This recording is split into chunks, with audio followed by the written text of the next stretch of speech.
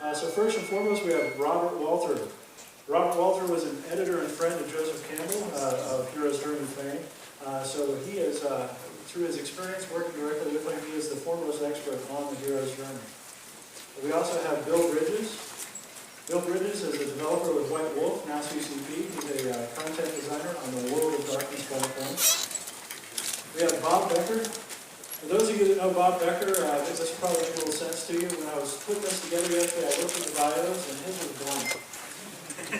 Knowing him, I figured it was a secret code, so I wrote some lemon juice on it, held it with a light bulb, and my paper caught fire.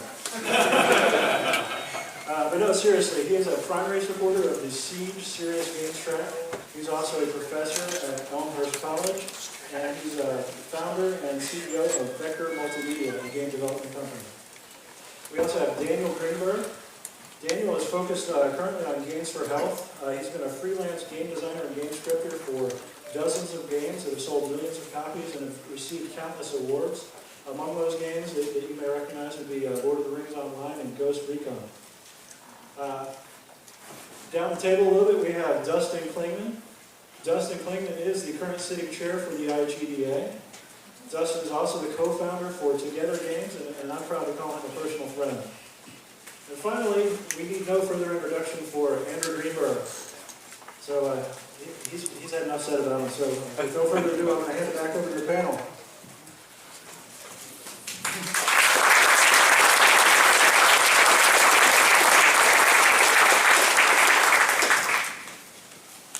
Okay, I'm going to kick this off if I can get out of the dais for a minute. I want to thank Andrew for provoking me to come here. We were having a conversation when I was in town a couple of weeks ago for a Mythic Imagination Institute event. And we started talking about how ubiquitous the hero's journey has been in gaming and how we don't really talk about it. And so Andrew said, oh, well, we should. Can you be back in 2 weeks? And here I am. I'm going to presume for a moment that most of you have some familiarity with the word heroes, with the phrase the hero's journey. But I'd like to open it up a little bit first and just clarify a few things so we're all talking about the same thing. The phrase comes from this book, The Hero with 1,000 Faces. This is the third edition. Joe wrote this book in 1949. It appeared on the New York Times bestsellers list in 1988, on the heels of the most successful fundraising vehicle that public broadcast has ever had, namely Joseph Campbell and the Power of Myth with Bill Moyers. Those were conversations that were filmed with no idea of what would happen to them, and Joe died very suddenly, and Bill slammed into production. And an author who I knew early on, with whom I started a publishing company because no one would publish him, whose royalties the last year of his life were $6,000, suddenly became a household name. And I think that's important, because when we're all struggling along and starting out in our garage or our spare bedroom or our kitchen table, we think of the icons in any given industry or any given business as sort of being mythologically sprung, full-born from the side of a goddess. It doesn't work like that. And sometimes you don't even stick around long enough to see the impact. Well, in here with 1,000 Faces, there's a diagram which has been repeated in many places. And rather than do this one, I'm going to ask, Vince, you want to get that for me? I pulled a piece from a film called Finding Joe, my friend Pat Solomon, the filmmaker, made. And this is the graphic that he developed. You start down here with the idea of the Wasteland, and this is important. The hero starts out from someplace called the Wasteland because something's missing. There's something there not there. And the hero, sometimes reluctantly, separates. So the first big step is separation. You're separated from what we'll call your quotidian reality, the thing that happens day to day, and you're pushed over a threshold, the first threshold crossing. Or you step over it. The telephone rings. You ignore it forever. Finally, you answer it. You move into another realm, a realm where you encounter magical helpers, all kinds of trials, you have adventures, and then you have the second big piece, which is initiation. So you're initiated into a new realm. What does that mean? That means there's a transformation. of some kind. The hero is transformed in some manner, and you can see there are a number of things that result from that. Helpers appear, there's apotheosis, you enter a cave, you're stuck in the belly of a whale. All of these are metaphors, okay? These are metaphors drawn from, if you will, the collective literature that's come down to us over time. They're not literal events. They're not steps A, B, C, D. Okay? They're metaphors for psychological states that you go through on an adventure or a journey like this, that the gamer goes through in playing the game. And then you have the last threshold crossing, which is getting back. So out here you, in theory, in the belly of a whale, or courage with helpers, you found something. The grail, the elixir, the forgotten key, which you've got to get back.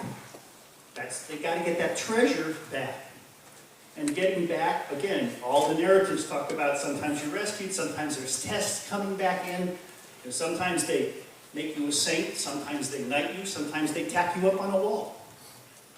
The hero's welcome return is not always joyous, but the hero has to come back to complete the quest. Now, that's not a one-time cycle. That's something that happens over and over and over again. Just like you don't go through one day, go to sleep one night, and never have another night to go to sleep.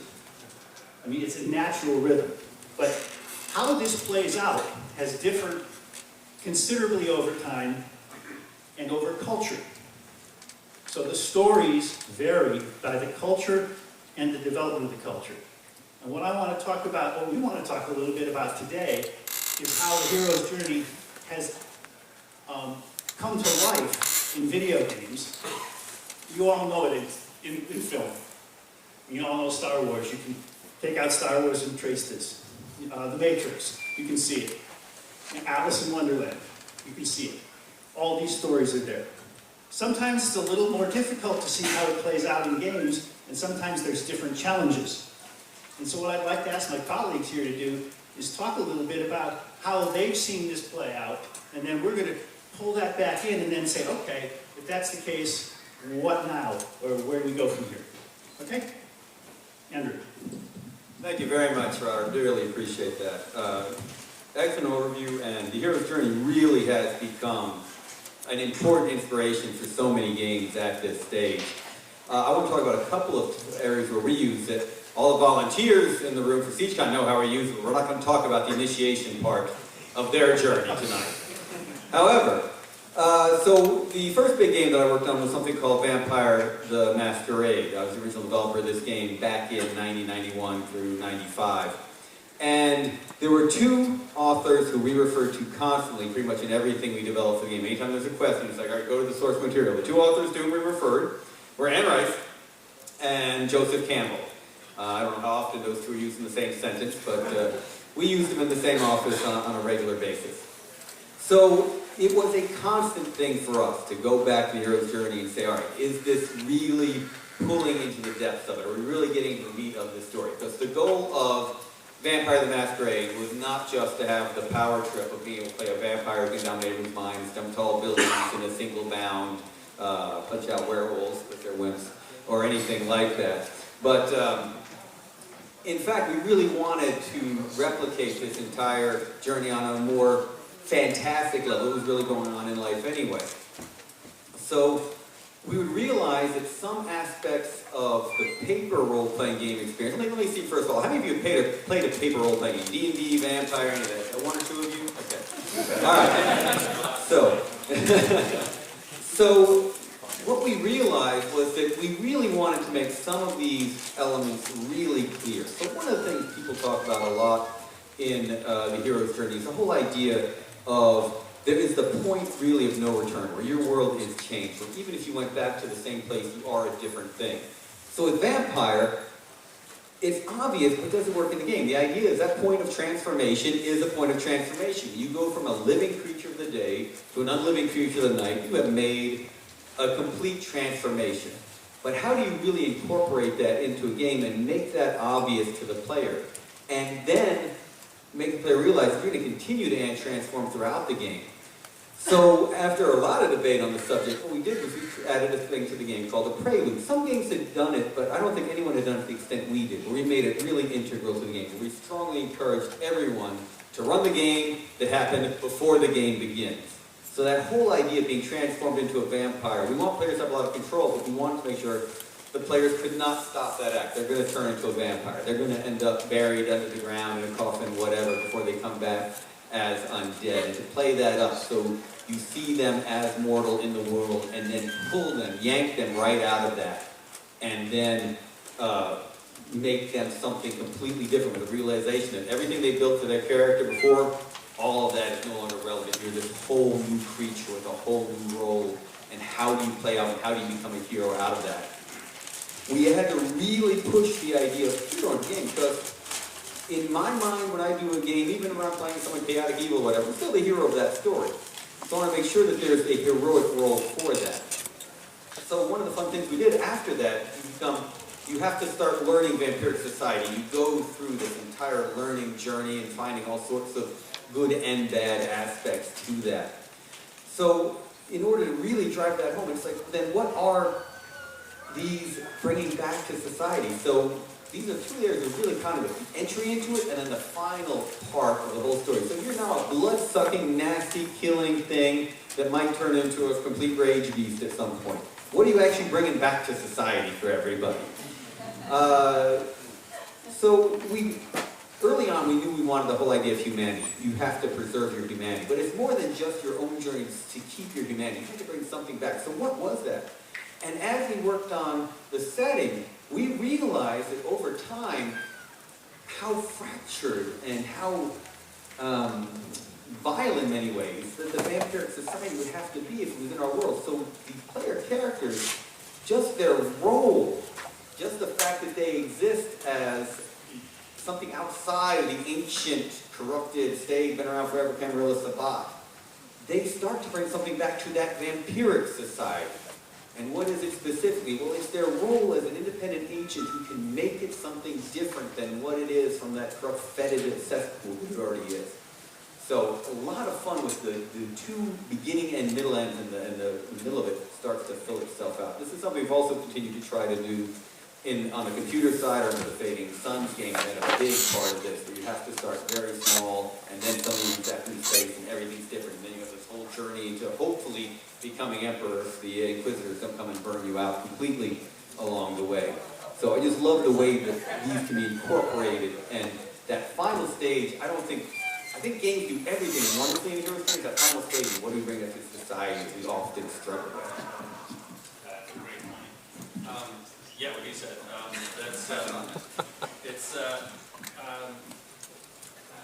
To start where he left off, which is where I'm going to end up, but and movies don't do that very well either, because if you look at Star Wars, which kind of does a paint-by-numbers formula through the hero's journey, at the end, the point of the hero's journey is you bring something back to the world, right? So you look at the heroes of ancient stories, and what they do is they restore the land. The land was not fertile, and now things grow, right, when they come back.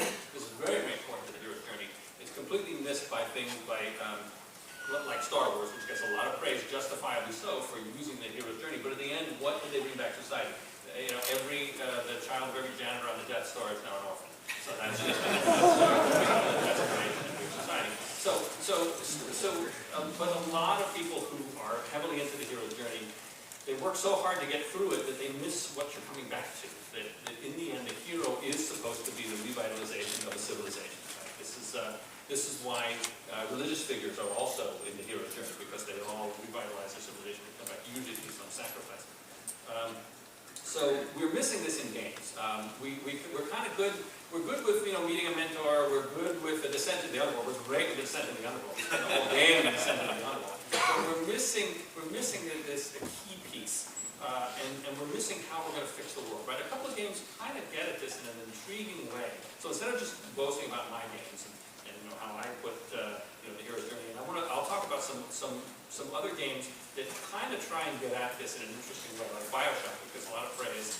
The author of that game is a big fan of the hero's journey. But one thing that's intriguing about that, I don't know if you have ever played by the original Bioshock, where not necessarily I have to explain a little bit. You have an option option to kill these relatively innocent but freaky-looking children and to harvest their resources or not. And this decision does have a big role in the end. I guess I won't give it the end again, but it does have a significant effect to the ending. There is some, and the game actually changes who you are based on what you've done, and who you were at the beginning of the game is different based on what you've done. They retroactively change who you are. But that's a kind of beginning to get at fixing this horribly broken civilization, right? This Ayn Randian dystopian, Ted Cruzing future of the world in which this disastrous thing has happened, and you're there to kind of restore it or not make it worse. That's the kind of thing that game designers think more in terms of what is my setting, what is my world, how am I going to put out a world there where your role as player actually matters. Because with Joseph Campbell, there's a lot of paint by numbers fakery going on. I found this working on the Lord of the Rings license. I would go to different companies that we were contracting with, and they say, I'm a big fan of Hero's Journey, so this is going to be great, trust us. And they have this paint by numbers, and here we're going to meet a mentor, and here we're going to, and I said, well, okay, let's go a level deeper. Let's go a little bit further in. What is the point to the meeting with the mentor? What is this psychological state? Because the only reason these things matter, well, not the only reason, but the main reason these things matter, is that there's a very important psychological state in your mind that coincides with these. It's not too much of a leap to say that when you are, in the beginning, when you are cut off from your society, and you correct me if I get this wrong, please, and you're going on your journey, and there's a separation, which is like a dislocation. This is growing up. This is becoming, a teen. This is starting to become an adult. We all undergo a process where we feel cut off. You have to, because if you stay in that womb of your family, you will become how would you say it, not a complete being, right? And there are people, and so you can now make people in your games who are not complete beings because they have not done this separation from their world, right? So get deeper into that, and also get into, I would say, get into the level of your own head. What do you feel like when you go underground, right? When you go into the underworld. I feel this, if I go like into a darkened basement, right? It's kind of old, a little bit creepy, right? I may have been in that basement, a couple of weeks ago. There's still a thing that happens in me, right? So I get in touch with that, and I take that feeling, and I find ways to replicate that in the game. If you can be in touch with your own psychological states as they relate to this cycle, you are a big step further towards putting it into a game. And the last thing I'll say, the whole section, is that if you think about and this is another thing, another more advice I gave on Lord of the Rings, is I said, don't just focus on Tolkien. If you're just focusing on Tolkien, you're taking trivial bits, you're taking what inspired you, but you're taking them as trivial bits, you're putting a gloss on top of the game to duplicate them. Instead of that, go where Tolkien went. Go to Tolkien's sources, go to the Elder Eddas, go to Arthurian tales. Find out where Tolkien went to get his inspiration. Go deeper into the material and find other things to pull out, because you'll be drawing on the same well. You'll be drinking from the same source. You will be able to put stuff in that is so compatible with the source material you're trying to follow, but is also fresh and unique and won't just taste like a stale carbon copy, another level of D&D clone by way of some other system. So pay attention to your own psychological states as it relates to this. Go to the deeper source material, and you will have a lot of stuff to draw on to do incredible work, which will be more than what a lot of people trying to do Hero's Journey in games have done before. You guys already said some of the things I was going to say. So I'll just mention that, following up some of the things Andrew said about vampires, because I still work on that property at times. But I also worked on a game called Werewolf, which is also, while it's set in the same IP, very different. And the Werewolf is very consciously about working for your community, working for your society against greater evils, and definitely coming back all the time and bringing things back. Whereas vampires were horribly selfish creatures. And if society was benefited by what they did, it was almost more by accident. So I've always felt that vampire was more about constantly failing hero's journey. They get stuck in the dark night of the soul constantly, and when they do bring back the elixir, it's usually poison. And it's an exploration of that whole dark side that's within us all the time, and that, they have these journeys too. But it's not always for the betterment of anybody but themselves, and sometimes that usually means, in vampires, a continuing cycle of screwing yourself over because you can't benefit anybody else. And even though you're an atomistic individual, well, there's a bigger world around you. That's what Werewolf was about, was that bigger world and fighting for it and so on. And The vampire sucked it from your brain. I might come back to We'll it let you when I come think back. about it. Okay, well, wow, so, what all those guys said. But I think, as I was listening to them, it kind of occurred to me, sort of my early exposure to the hero's journey. Sitting around thinking about this great way that I started to notice that some stories were kind of connected and linked in terms of cadence and flow, and I'm describing it to somebody one day, and they go, no, that's the hero's journey. And here I am thinking I had this super original thought that nobody had thought of, and of course, it's a that was a very interesting and enlightening moment for me to kind of go, oh, wait, the hero's journey. And so as I started to explore that, and I started to think about that in writing, I saw there's a lot of tabletop gamers here. I was a huge tabletop gamer, and still am to some degree or another. But one of the key points that I want to bring back, and Daniel started to talk about it, was like good jazz, or like just things that feel right. When you don't skip steps, and the cadence and the flow of your approach fits, it just feels perfectly. And that's not, I hope, sounding too overly romantic about things, but there's this nirvana moment where the story fits and you know exactly what next to do. It's like when you have the base nugget of your game, your core feature that you're banking the entire success of the game around, and it's perfect, and you know it, and every next decision is one that either feeds or takes away from that core feature, and everything just feels right.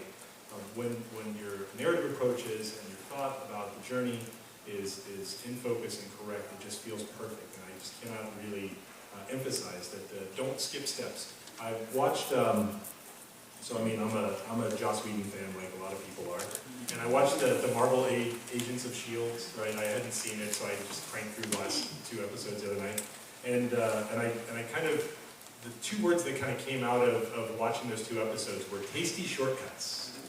Right, and so one of these things that we do have a tendency to do, much like when we learn about math problems, is to skip steps. And those tasty shortcuts actually can do a lot to damage what it is that you're trying to accomplish. So I think it ultimately results in a lossy storytelling. I think is the best way a leaky storytelling.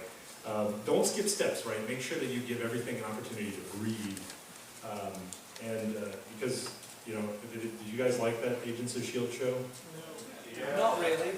Show of hands, For thumbs network up. television, come on. Okay, come on. No. Is the show good? Would you spend your time watching it? Not many people. How many people didn't see it? That's a fair question. And that's telling. Yeah. Well, I don't want to disappoint. I mean, just watch it. You can watch it. You'll watch other crappy stuff. But you'll see what I mean. And actually, even J.J. Abrams, I'll give him a punch in the gut too, because the last Star Trek movie was exactly. I mean, he had all the great things we want. He hits the high notes, and you're just like, oh, that thing happened, and oh, there's that secret arcane reference, and oh, I'm such a nerd because I knew that. And it feels like it's feeding your brain, but what he's really doing is taking these very quick shortcuts that make you feel like you're getting this really cool story, and then at the end of it, how many of you go back and see those movies a second time? And how many of you go back and play those games a second time, right? Bioshock, absolutely, fantastic game. You can play that through, that's well worth your time. And there are a lot of other great games like that. So make sure that when you're doing your work, that you're not taking shortcuts. And I think that's probably all I got to say on that. Thank you. My connection with the hero's journey is a little different from the speakers so far, because I used it in the design of an alternate reality game that was intended to turn real people in a real world situation into heroes and to have a journey of their own making with the guidance of the game. I think it's important to sort of say one thing at the top, I haven't heard it yet, that Joseph Campbell's work and the hero's journey in particular is about myth and archetype. And you think about what those words mean, and what they mean historically and in the present time is myths and archetypes are ways that are instruments that we use to understand ourselves and understand the world that we're living in. And the power of the hero's journey comes from being able to have a deeper and more accurate understanding of yourself and the truth of your reality. So we leverage those assets or those aspects of the hero's journey in a project for a bank, of all things. Let's talk about Wasteland. The underworld. Yeah, the dark side. The financial services industry, Wall Street, if you like, is probably the most powerful real-world image of evil, I think, that we have. When you think about all the implications of the industry, well, an important company, ABN AMRO, a huge European bank, was our client. Their American property, LaSalle Bank, up in Chicago, was the sponsor of the project, and they've since become part of Bank of America. So they're still on the dark side. We had an opportunity to see what we could do with the myth for them in a serious game, a training exercise for retail bank associates. The mission was to teach ordinary bank tellers and loan officers and bank managers about transformational change. And when you think about what it means to work in retail in general, or in a bank in particular, you're not thinking transformational change at all. It was a very disruptive and, I think, explosive concept, and I think the power of the hero's journey made it more acceptable to the client who paid for this work.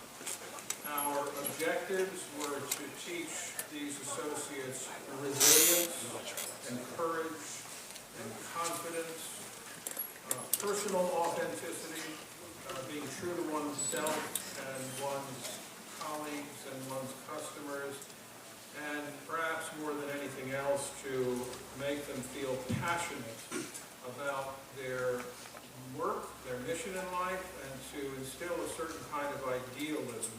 We were using myth, if you like, in the way that it's always been used, to transform a perception of reality in the minds of the people who went through this program so that they would begin to behave in line with those perceptions, and they would begin to apply their idealism to their behavior and into their relationships. And I can tell you from this experience, it was a very large and complex and costly project. The final product was about 2 weeks of sustained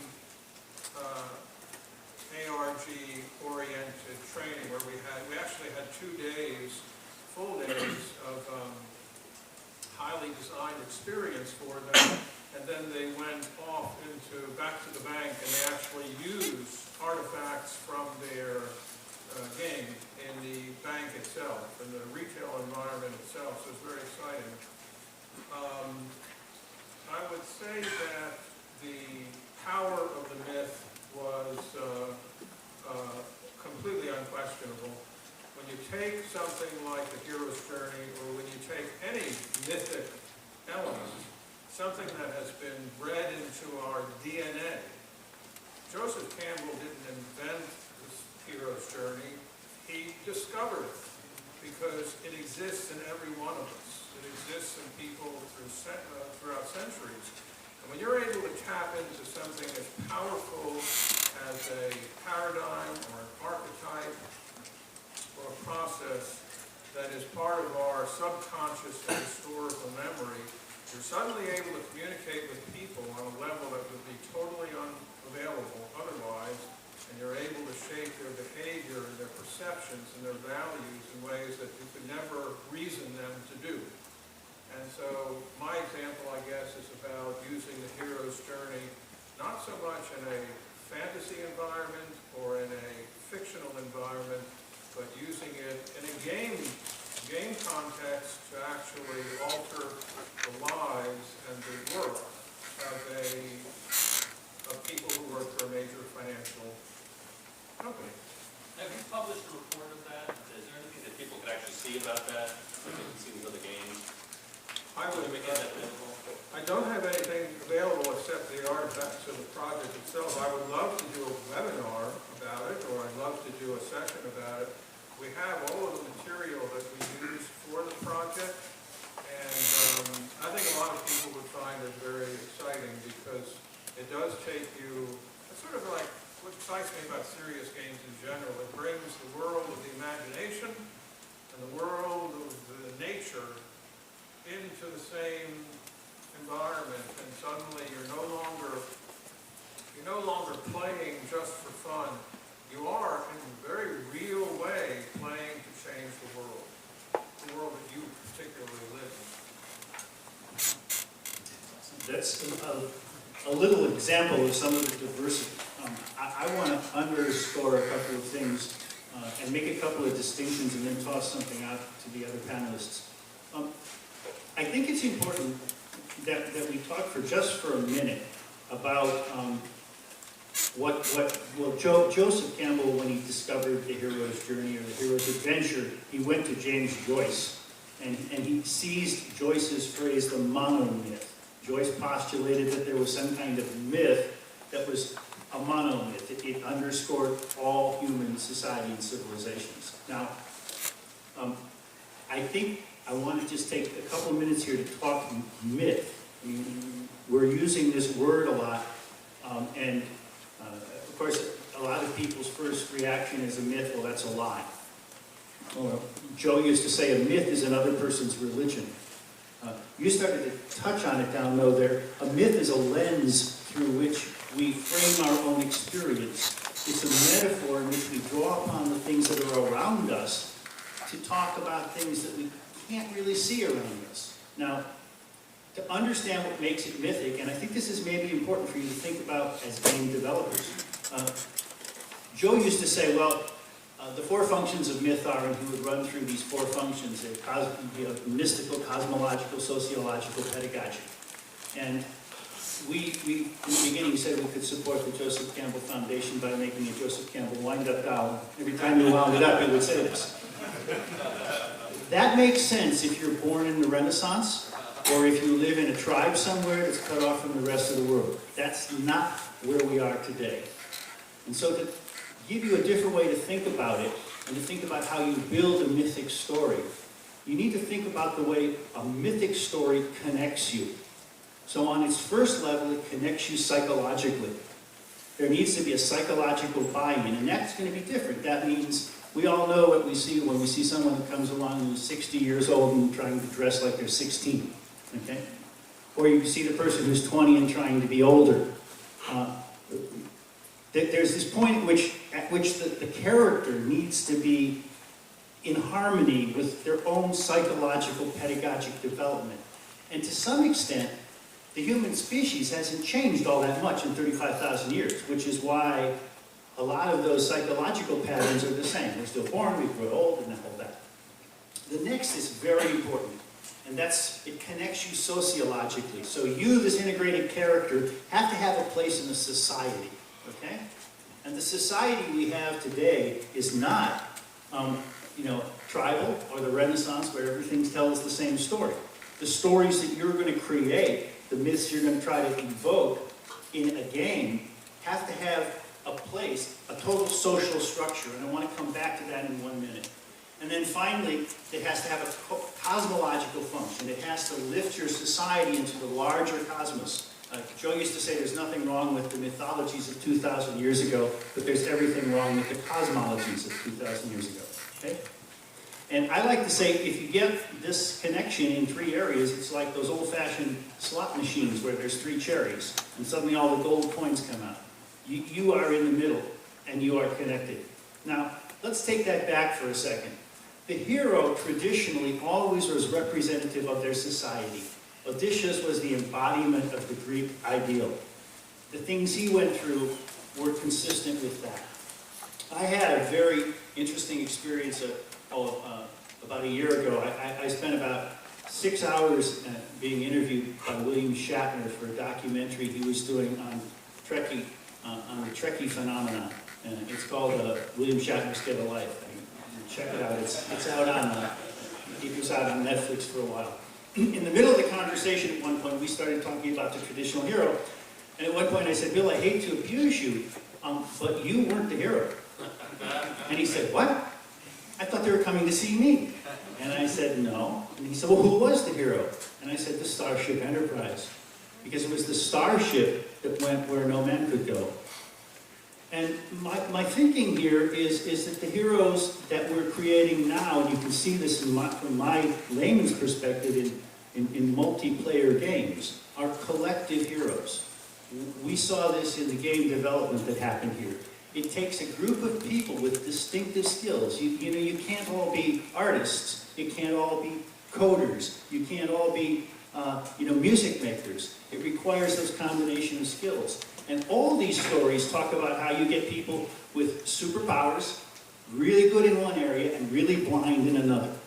And that's the whole basis for Star Trek and why it could go on and on and on. They could just change the cast of characters inside this. So I'm thinking, once upon a time the knights went out, they returned to a round table, to a collective place. And I'm wondering how this phenomenon is starting to play out. Is this just my misperception, or do I see a kind of a shift? And is that in some way,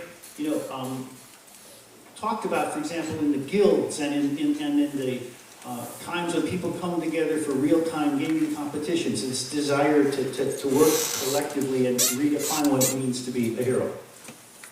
Yeah, I know a few people in this room have already heard me rant on this before, but yes, I think games are actually creating a whole new mindset in Western culture, where, especially in the United States, we follow the myth of the cowboy, the rugged individual, as our hero. That has been our archetypal hero in the U.S. That's somebody who has a code, their own code of honor they live by, and they will work to that code of honor, and when they are done and they made the world a better place, then they go off to somewhere else. The old cowboy novel Shane is often considered a perfect example of this, but pretty much any Clint Eastwood shows this.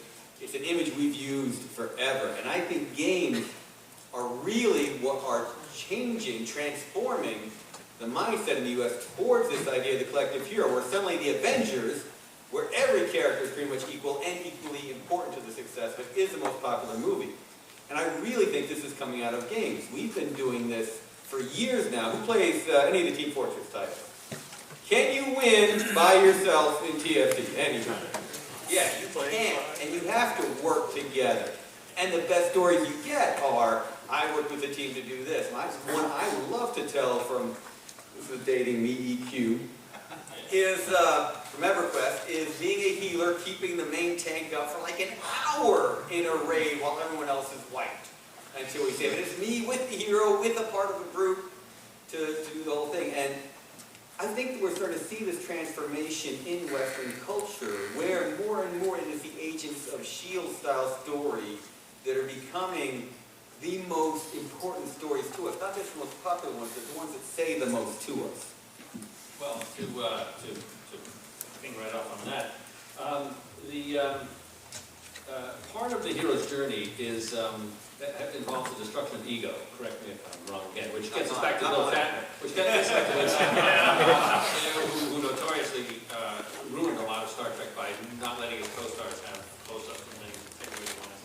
But the destruction of one's own ego, right? One's own, I am so much more important than everyone else.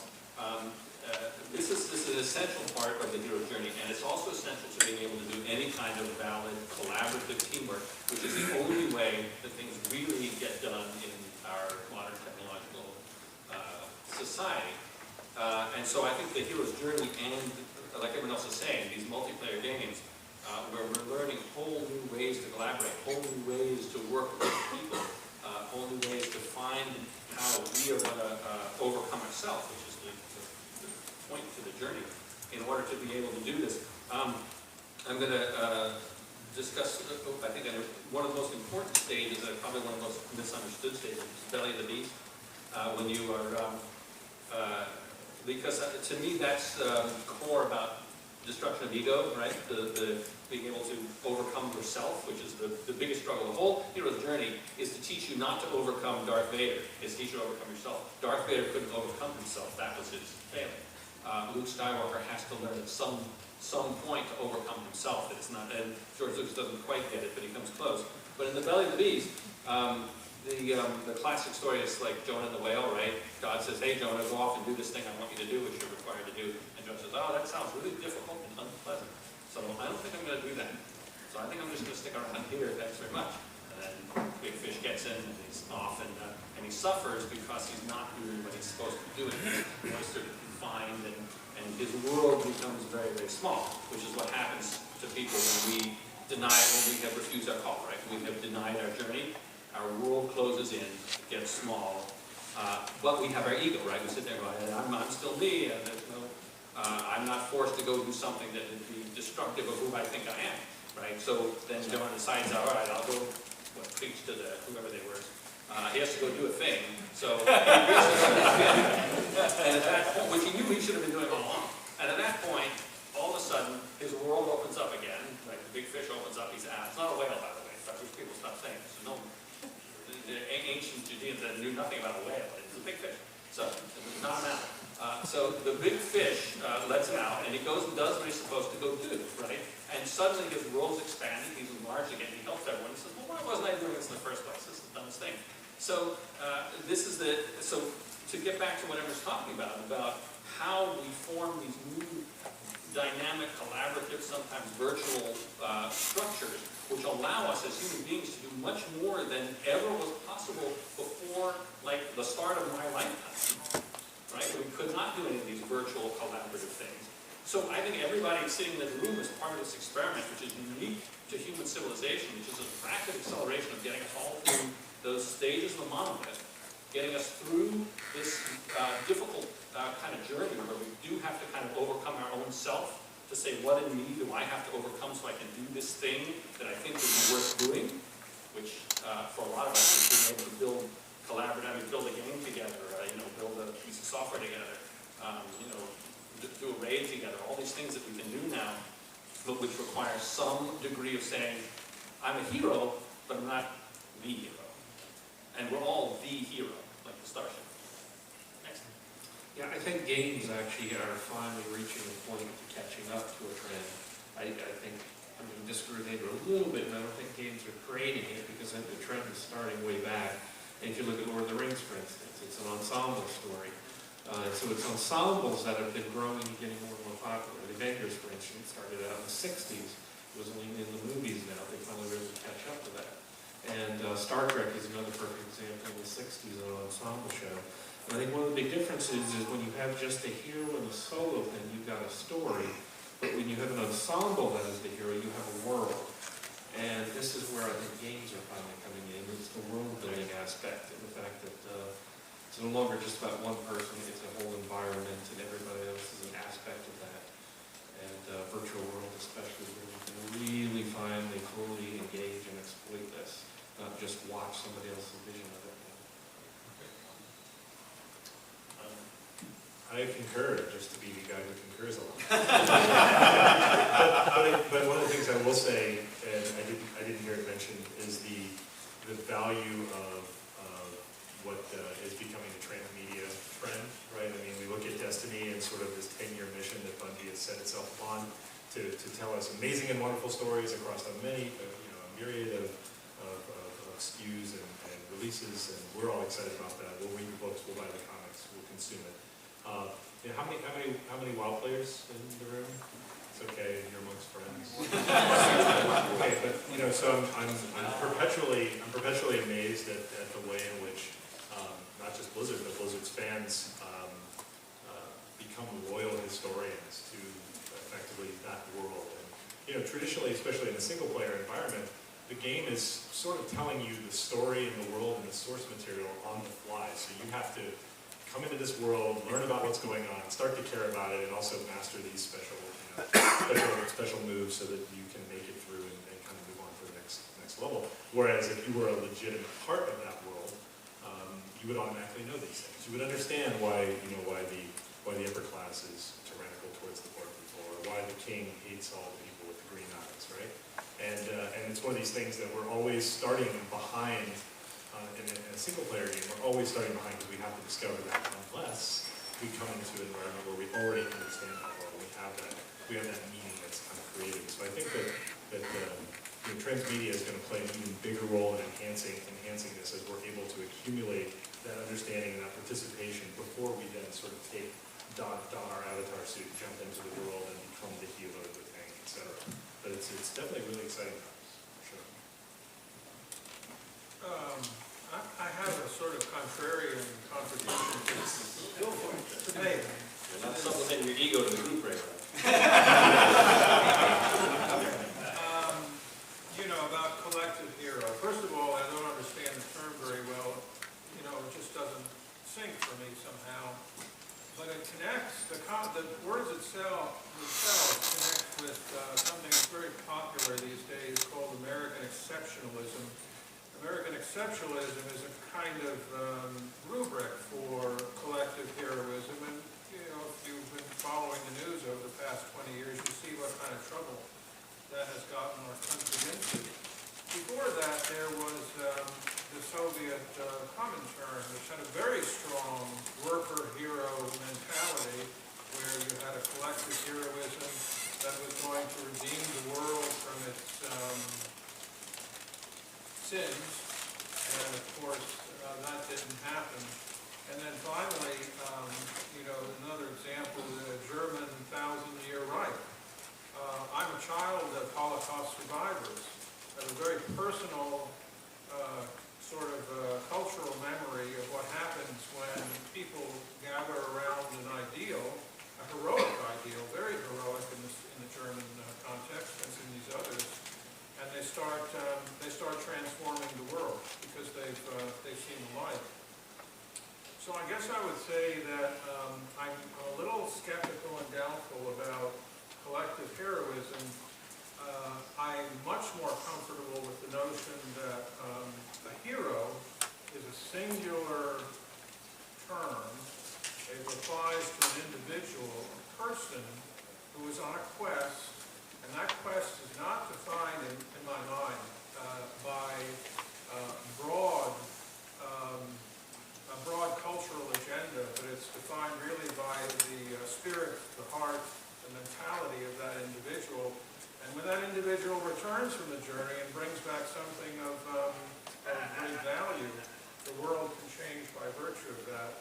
And I think oftentimes, last point of this, when you look at some of the heroes that have come back, a lot of them have been, I think this has already been said, a lot of them come back and are spurned or disregarded or hated. Or sacrificed. Yeah. And so, anyway. Can I jump in on that? Let me just jump in here for 1 second. And thank you for stirring things up. I think, I have all the reservations you do when I use the word collective hero. The word I would have used, someone else did use, but it doesn't always translate when we're talking hero's journey, and that's ensemble.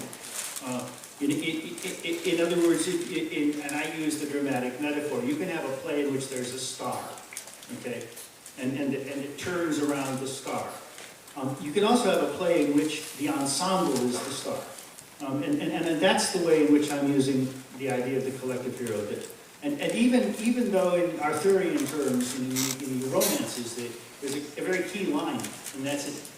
Each knight entered the forest where it was darkest and there was no path, because to enter on a path would be someone else's path. However, there were probably 6 or 7 knights on their own path in that same forest at that time. And when they came back to the round table and interwove their stories, you had a different thing. We focus on any one of those. It was the Knights of the Round Table stories. It wasn't necessarily Arthur. So I'm just suggesting that American exceptionalism, for example, is also embodied in the I can do it all, I can fix it all American ideal. I can conquer the West, I can make peace in the world. That can be either a heroic individualism or a collective folly. And it's at that point where you can say, it's my religion and it's your myth. And it's the reason that so much damage is done in the world in the name of myth, in the name of truth, in the name of my story, which is so important to me and my tribe. Truth with a small t. But I make it a big T because it's my tribal truth, or my personal truth. So, I mean, we're moving into an area where the words get in our way, and where we're juggling the concepts with this, you know, the if you will, the literary terminology with the sociological phenomenon we face. And it's a good road to go down, but, you know, I think that the focus here really is on how do you embody this, and the other point to underscore there is that transformation is always surrender. The hero is defined as the individual of self-imposed surrender. So that moment is always, as you were pointing out, Daniel, when you lay it down. If you accept that, then you've got to look at the phenomenon of Nazism and the phenomenon of other kinds of fanaticism as being a very different thing. Because you're not in surrender, you're in conquest. It's very different to say, go forth and, you know, have dominion over the land and the animals and all. And to say, on the other hand, go forth and be the steward of the land and the animals and all. Just one clarifying question, if I may. I do think in these instances of tyranny that I mentioned, there is a surrender. Individuals are surrendering themselves to a higher ideal. Can I address that? I think I know exactly where you're getting at. There's a big difference, a massive distinction, which is not immediately obvious. But when you think about it, it's clear. There's a difference between the destruction of individuality and the destruction of ego. Being an individual is good and essential. Having ego that says that I am all that matters and the rest of you not. That's the problem. So what the Nazis and the communists and lots of totalitarian structures do is they say your individualism doesn't matter because the ego of the group is what matters. And that's what's dead wrong, right? Now, on the flip side, in the Western world where we have the myth of the rugged individual, the positive side of that is I'm an individual. I go off and do things all my own. The downside is if the individual does not destroy his ego, he will impose himself on everyone in unfair and unrighteous and unjust ways, which are as bad, which can be as bad as when some individual tells the group stop being individuals and be a collective, right? So the destruction of ego, which is always and only personal, no one else can make you destroy your ego. Someone else can make you destroy your individuality, but no one can make you destroy your ego. That's your own journey. Have I made that distinction at all possibly clear? My turn. My egoistic turn. So when I explain the roadmap of the hero's journey, the thing that I find works very well is how we make games. There comes a point when you're out of that concepting phase. You have all these ideas of what you want to do in your standard life, but as soon as you start putting code to computer, Wacom pen to Wacom tablet, and you start actually turning it into something, you're on that hero's journey.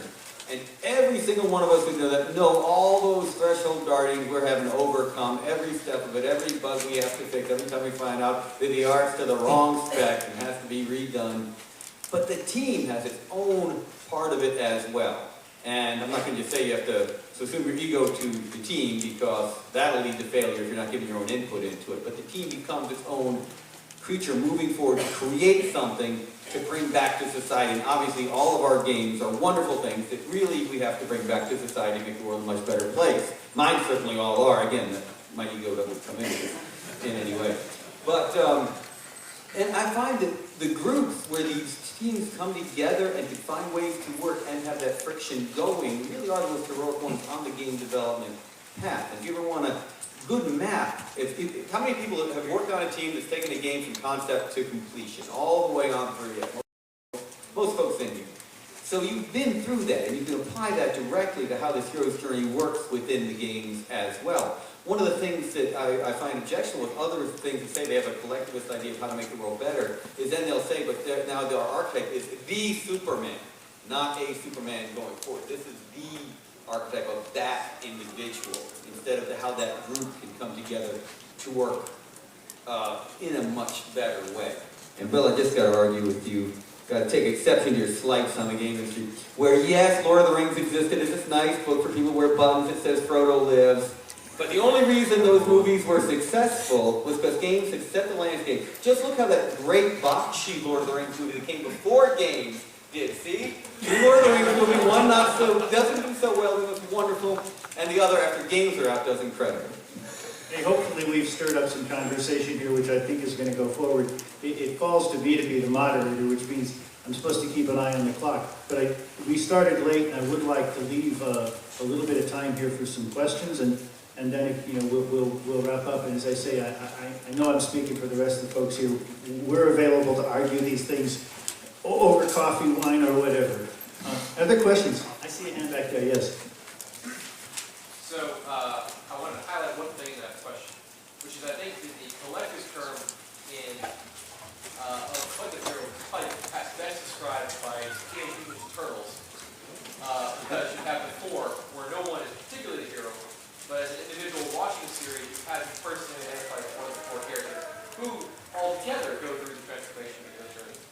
There are many examples like Lord of the Rings where you have Frodo, who is essentially, for all intents and purposes, the leader. So, the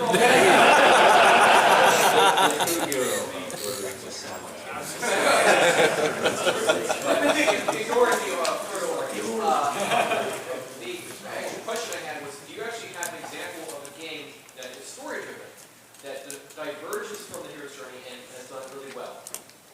What do you mean by divergence? Divergence meaning they take away from they don't actually use the most aspects. They don't have the transformational cycles. They don't have the journey, but it's still a story-driven game that has done well. That Most games have some kinds of transformational element in it. And if they don't, what happens to you as a player playing is a transformational thing. The game doesn't have to put it on the screen as this is what's happening. I guess the argument is, does every game have a hero's journey? Or do some games not? I love to use Civilization as my example of the hero's journey in games. You start as this nomad, and again, I'm doing the roadmap version. You start out as this nomad popping around. You can go wherever you want to go. You can uncover huts, you can wander, explore the map. But the second you put down those roots and make a city, you've crossed on into this whole line of adventures. And you have all of these different threshold guardians. You've got to deal with revolutions. You've got to deal with new species coming on. You got to figure out which text you need at the right time. And what do you finally bring back? Go back to Civilization 1. You go to space and you open up the universe for all humanity. I mean, I can point through a lot more roadmap stuff. But I'm going to talk about Civilization, not a story-driven game.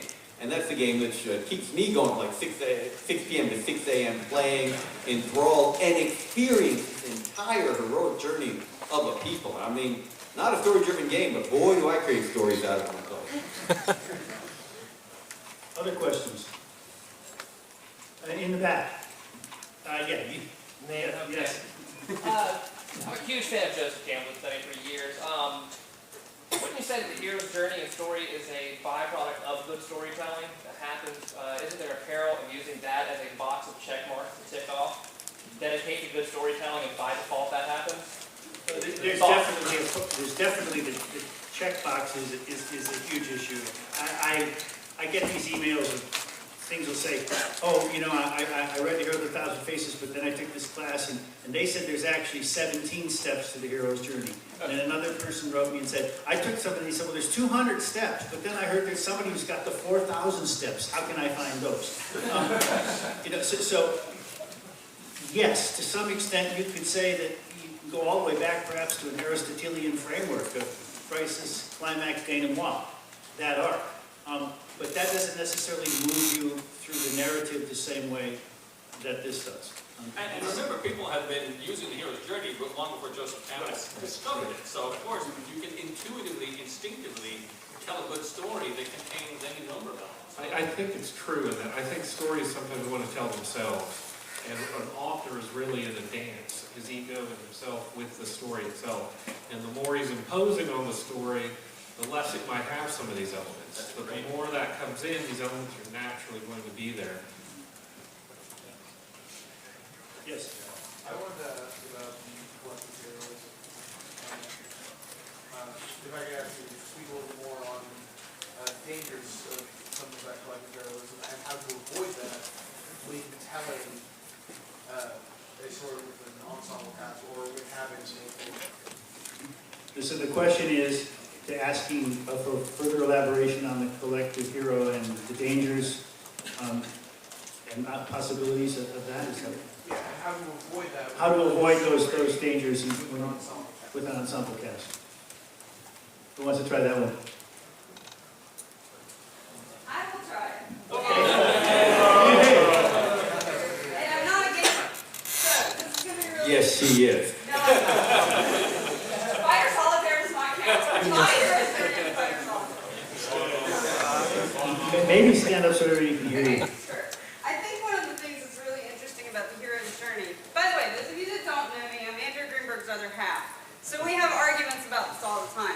Andrew will tell me about how games can change the world. And I hear all these stories about how you go through the hero's journey in a game. And I think that's great when people ought to experience it. What I'm really interested in... Okay, so what's really interesting about the hero's journey in games is it makes it really exciting, right? It gives us something really serious to do. What's really interesting about Joseph Campbell is that the hero's journey there changes you deep. Like, it totally takes you away from who you were. So my challenge would be, is how can you get all these people together to do something, to accomplish some task, but you've made each individual into something really new. You've totally transformed them. And I don't know that my game guys over here have really proven to me that a game can change who you are. So, if you've got evidence of it, let me know about it, okay? Am I standing on the couch if I argue with you?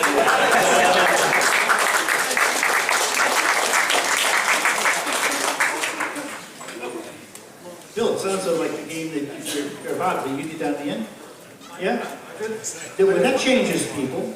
I just wanted to say that to answer the challenge, if you've got evidence, I tried to allude to some evidence where the focus was on transforming the individual as a sort of step towards changing the world. So, yeah, I think I have doubts about the collective hero, but I have no doubts about the hero's journey as an instrument for transforming the individual. I think it would be great when we could see all games. And we can see big spread. Does it count if I only kill people after playing Grand Theft Auto?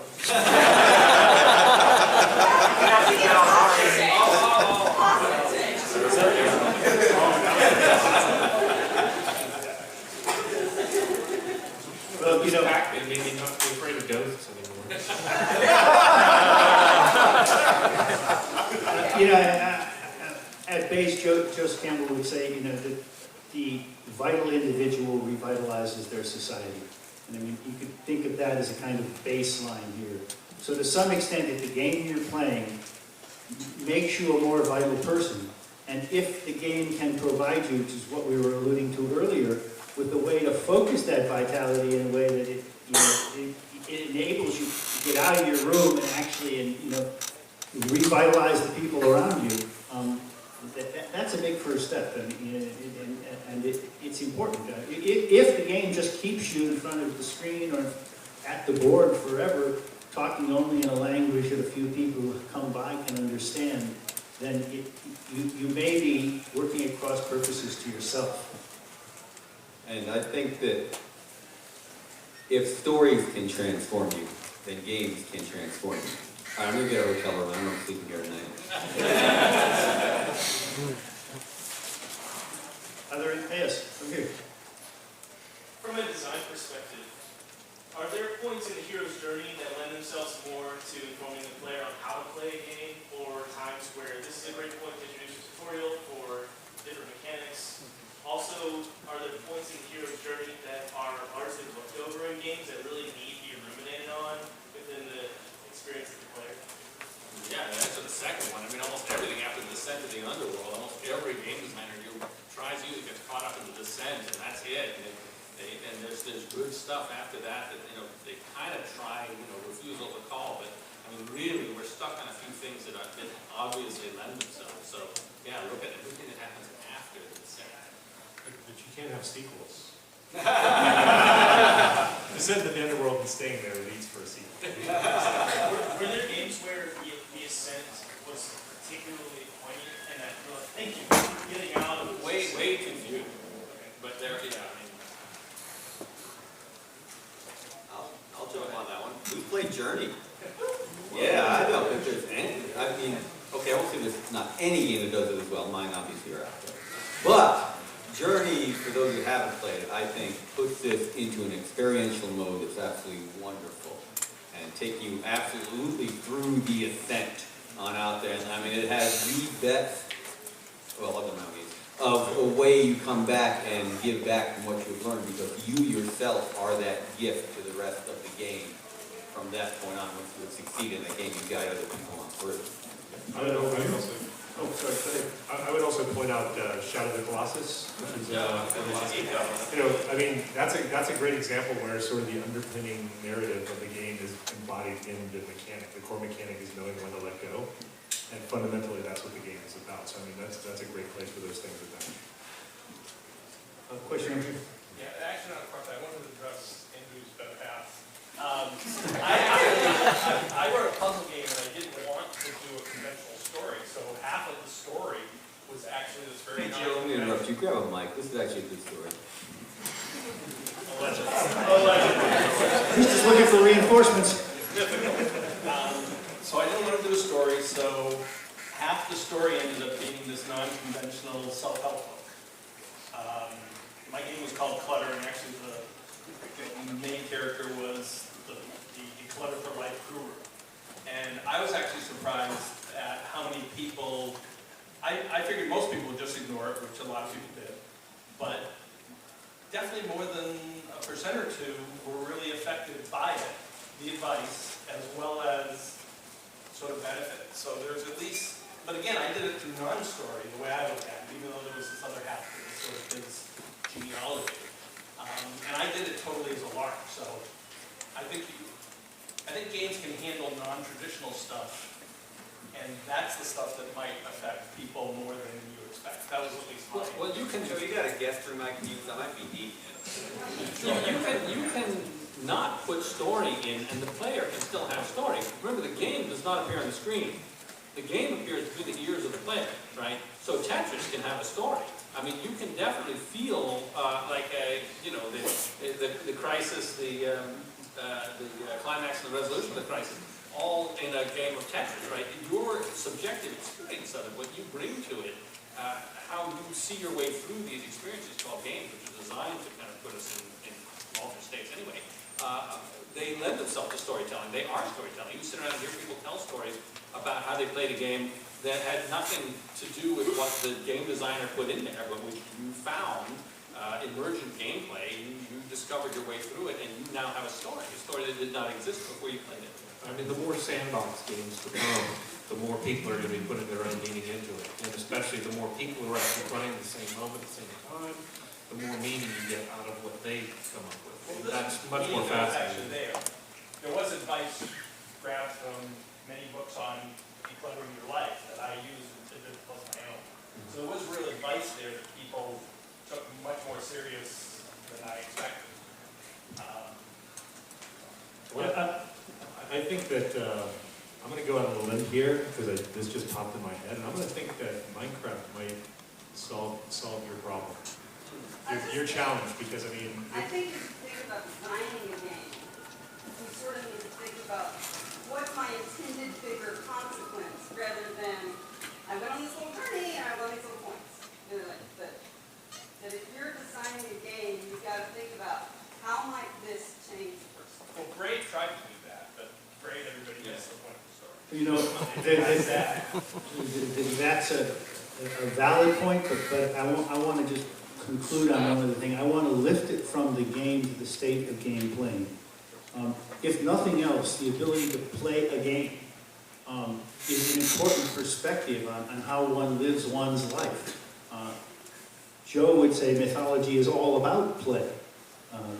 He would cite formal Japanese where there is no verb for I am, you are.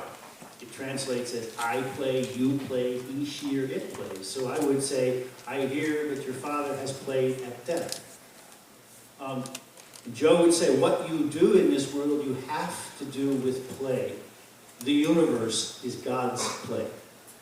So I always take that as a sort of mandate to play on, and to recognize that just in the act of doing that, in so long as it's not an isolating act for you, you are engaging a different kind of energy in yourself, which will be self-revelatory.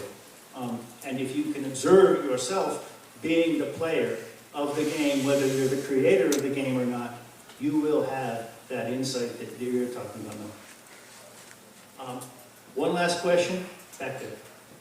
Does GTA 5 make its way through? Yes, I haven't made it all the way through yet. The verdict is still out, too soon to tell. No, because my earlier point that the story is not at all relevant, the story that they put in, the story that's relevant is the story that you put in. Sandbox games do this better than most. So regardless of what story they put in, and I know there's a lot of controversy about the quality of the story, it doesn't, it really, at the end of the day, doesn't matter. I mean, what are you making from it? What is it doing to you? What are you finding about yourself? And a lot of these are questions you can't necessarily answer intellectually. You can't necessarily say it because you haven't, it may be acting on you without your knowledge and in ways that you may discover later. So I would say that every sandbox game, ultimately, there's a hero's journey in it, even if you're the only one bringing it to the game. I mean, games like GTA and stuff are, their story is there to provide a matrix of meaning to sort of remind you of the genre that they're working in, but that's also that your own game is riffing on that genre. It's not there to paint by numbers and such. So that's the beauty of sandbox games is they're about worlds, and the story is what you do in that world. It's not about what they do to your character. Plus, any game where you can die by the wall has got an cycle of life. I mean, even though it's a sandbox game, there are parts of the game and the story where they don't let you skip it, where you're forced to go through that. So No, you're not. There's an off button.